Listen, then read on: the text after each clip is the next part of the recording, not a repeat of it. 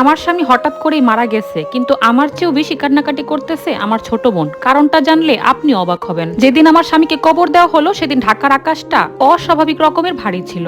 সকাল থেকেই মেঘ জমেছিল, আর জানাজার পর হঠাৎ করে বৃষ্টি শুরু হয়েছিল। এমন বৃষ্টি যে কাউকে কোথাও আশ্রয় নেওয়ার সুযোগটুকুও দেয়নি। সবাই সেদিন প্রচন্ডভাবে ভিজে গিয়েছিল। আমি তো আর কবরস্থানের ভেতরে থাকতে পারিনি, আমি বাইরে দাঁড়িয়েছিলাম একদম নিশ্চুপ ভাবে, এক হাতে কালো ছাতা, আরেক হাতে নিজের ভাঙা মনটাকে একটু শক্ত করার চেষ্টা।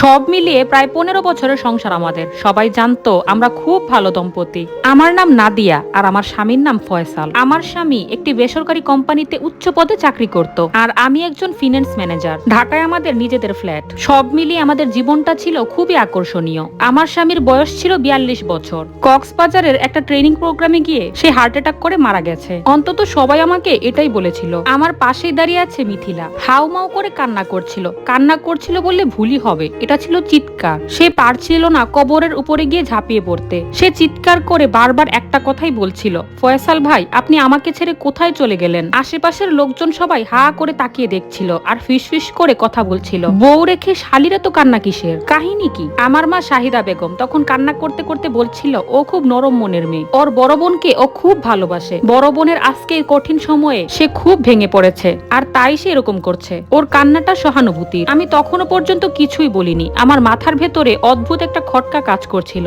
যদি সত্যি আমার স্বামী শুধুমাত্র অফিসের কাজে কক্সবাজারে গিয়ে থাকে, তাহলে তার ব্যাগের ভেতরে ভেজা তোয়ালে, ভেজা টি শার্ট, গামছা, প্যান্ট আর জুতোর ভেতরে এত বালি এলো কোথা থেকে? আমার পরিবারে আমি ছিলাম বরাবরই একটা দায়িত্বশীল মেয়ে। বাবা অবসরে আসার পরে সংসারের বড় বড় দায় দায়িত্বগুলো আমি পালন করতাম। মা অসুস্থ হলে হাসপাতালের বিল, ছোট ভাইয়ের পড়াশোনার খরচ, সব জায়গাতে আমি ছিলাম তাদের একমাত্র ভরসা। আর আমার ছোট বোন মিথিলা ছিল অবুঝ মেয়ে। ছোটবেলা থেকে আঁকাআঁকি, গান, আড্ডা, বন্ধুদের সাথে ঘোরাফেরা, এসব কিছু ঘিরেই ছিল তার দুনিয়া। পড়াশোনায় মিথিলার মন ছিল না কখনোই। 20 বছর বয়সে হঠাৎ করেই সে গর্ভবতী হয়ে পড়ে, আর সেটা অবিবাহিত অবস্থায়। ছেলের বাবার নাম কেউই জানে না, অথবা জানলেও কেউ মুখ খোলে না। পরিবারের সবাই একটা কথাই বলেছিল, দোষ করলে মেয়েটা করছে, বাচ্চাটা তো কোনো দোষ করে নাই। এরপর আর কি, ওর একটা ছেলে বাবু হয়, আর ছেলের নাম রাখা হয় রায়ান। রায়ানের জন্মের সমস্ত খরচ আমিই দিয়েছিলাম, হাসপাতালের বিল, ডাক্তারের খরচ, সবকিছু। তারপর ইংলিশ মিডিয়াম স্কুলে ভর্তি, বই খাতা, কোচিং, যাবতীয় কিছু, এমনকি জামা কাপড়, খাওয়া দাওয়া, সবকিছু আমিই দেখতাম। মিথিলা যে মিরপুরের বাসাটায় ভাড়া থাকতো, সেই বাসার ভাড়াটাও আমিই দিতাম।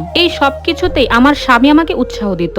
সে আমাকে সবসময় বলতো, তোমার বোন একা একটা মেয়ে, আহারে বেচারি, তুমি যদি এই অসহায় মেয়েটার পাশে না থাকো তাহলে কে থাকবে বলো? আর রায়ান তো আমাদেরই ছেলে। আমার স্বামী তো রায়ানকে প্রচন্ড ভালোবাসতো। স্কুলে নিয়ে যেত, আনতো, ক্রিকেট খেলতে যেত একসাথে, মাঝে মধ্যে তো আইসক্রিমও কিনে দিত। অনেক সময় বলতো, আল্লাহ